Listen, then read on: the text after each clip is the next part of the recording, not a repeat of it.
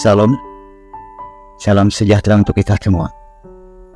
Bersama saya Pendeta Thomas Edison, pendeta dari calon Gereja GKMI Manasa, dalam program Berita Selamat Jari Dumah. Pada saat ini kita akan merenungkan firman Tuhan yang diambil dari kitab Yesaya pasal 5 ayat 8 hingga 24. Di telingaku terdengar firman Tuhan semesta alam. Sesungguhnya banyak rumah akan menjadi sunyi sepi, rumah-rumah yang besar dan yang baik. Tidak akan ada penghuninya.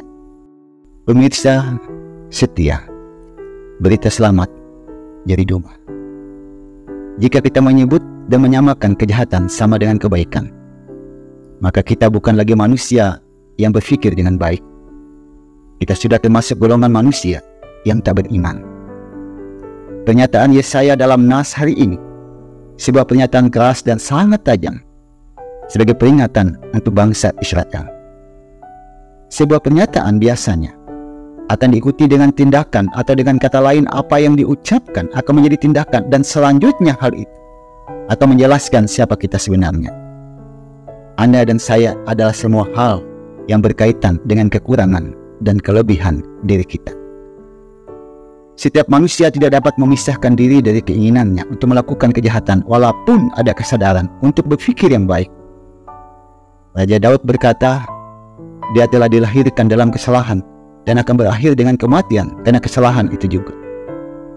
Betapa beratnya kehidupan yang selalu diperhadapkan dengan berbagai kesukaran yang merupakan konsekuensi dari perbuatan yang tidak baik. Semua waktu yang diberikan Tuhan hampir sebagian besar hanya dihabiskan dalam pergumulan yang melelahkan, ingin meraih mimpi sebuah kemenangan atas kesulitan-kesulitan yang disebabkan oleh kejahatan. Raja Daud melewati banyak hari dalam hidupnya dengan tangisan ketika di rumahnya dia menyaksikan rencana dan pembunuhan. Masih dalam kesedihan dan kesendirian, ia dikhianati oleh sahabat-sahabatnya, bahkan anaknya sendiri.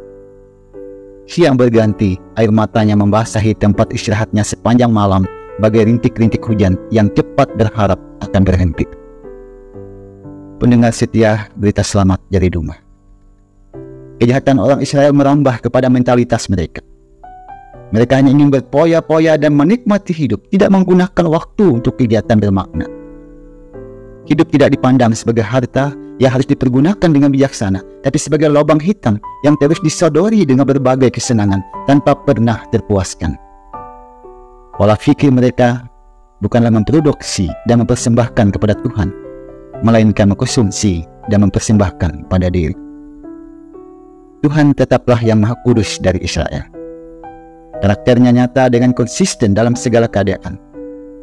Tuhan akan menunjukkan siapa dia sesungguhnya untuk meluruskan kebengkokan mereka dengan membalikkan kekacauan pada ketertiban. Ayat yang ke-16. Sehingga mereka yang selama ini berdelusi bahwa mereka baik-baik saja, sekonyong-konyong disadarkan bahwa mereka ada dalam masalah besar dan mengabaikan kebenaran Tuhan. Ayat 18 sampai dengan ayat yang ke-24. Pendengar setia, berita selamat Jari Dumah. Boleh jadi kita sedang melihat banyak waktu hidup kita dalam perjuangan layaknya orang perang. Terus-menerus kita mendapatkan diri kita gagal dan tidak ada kesanggupan untuk bangkit. Asal kita tahu, kegagalan, keterpurukan, tekanan yang alasannya adalah kesalahan kita sendiri. Tuhan menginginkan sesuatu yang istimewa dalam kondisi ini untuk kita dan Tuhan sendiri. Ketika Raja Daud mengalami kejatuhan, dirinya disebabkan oleh perilakunya sendiri. Tuhan tidak berdiam diri. Dia mempercayakan Nabi Nathan menemui pria anak Isai ini untuk bertanggung jawab atas kesalahannya yang telah menyusahkan orang lain.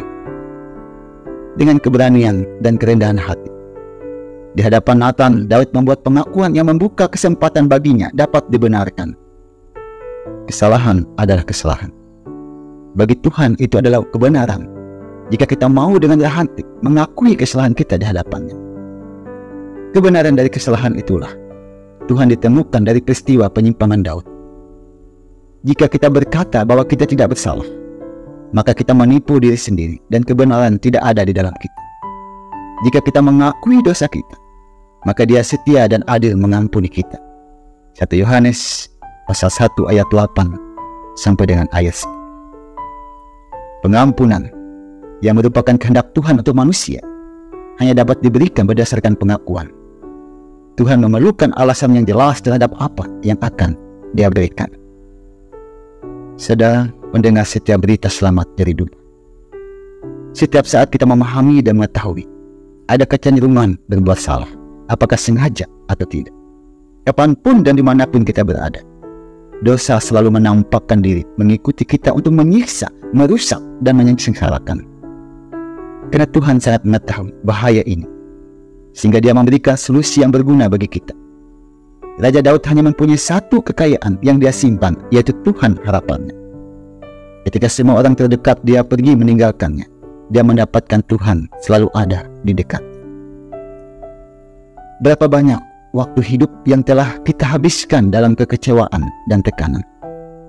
Percayalah kepada Tuhan bahwa kita berhak memperoleh hari depan yang lebih baik. Tidak perlu kita menghentikan perjalanan hidup, karena masih panjang yang akan membahagiakan kita dan orang terdekat yang kita cintai.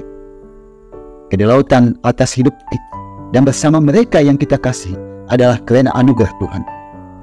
Oleh karena itu, sadarilah bahwa ketika kita mengakui kesalahan, kegagalan, dan ketidaksanggupan di hadapan Tuhan, maka kita akan mampu bangkit menatap ke depan yang penuh harapan. Selamat berkarya untuk Tuhan dan bersama dengan Tuhan. Mari kita berdoa. Terima kasih Tuhan atas firman yang telah kami renungkan bersama-sama. Kiranya kebenaran firman boleh memberikan pengharapan bagi kami, agar kami selalu mempercayakan kehidupan kami ke dalam tangan Tuhan.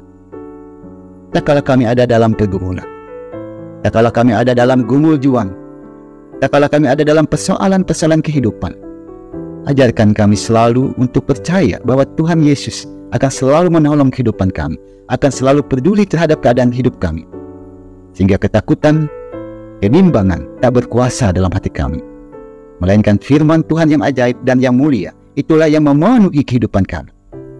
Terima kasih Tuhan. Di dalam nama Tuhan Yesus Kristus kami berdoa. Amin.